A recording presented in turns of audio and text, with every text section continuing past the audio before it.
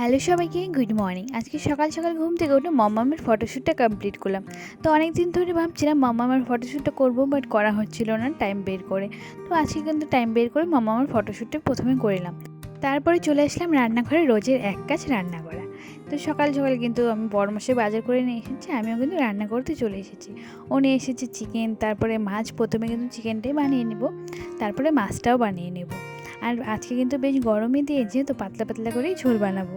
আর পাতলা ঝোলও কিন্তু মাঝে সাঝে খেতে বেশ ভালো লাগে, বলো। তো আজকে কোনো ডাল রান্না করিনি, তার জন্য কিন্তু মাছটাও বেশ পাতলা করেই বানাবো, আর মাংসটাও পাতলা করেই বানাবো। আর এই গরমে কিন্তু বেশ পাতলা পাতলা খেলেই বেশ ভালো লাগে, বলো।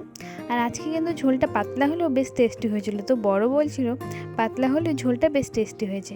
তো দেখতেই পাচ্ছ আমার কিন্তু রান্না কমপ্লিট, মাছের ঝোলটা কমপ্লিট, আর মাংসের ঝোলটা কমপ্লিট, আর শাকও করেছিলাম। তো দেখতেই পাচ্ছ আজকে কিন্তু বেশ পাতলা পাতলা করেই করেছি। তো খেতেও কিন্তু বেশ ভালোই ছিল। তো চারপট করে খাওয়া দাওয়া এবার কমপ্লিট করি। আর মামামের ফটোশ্যুটটা বেশ অনেক দিনই করেছিলাম, আজকে পোস্ট করলাম।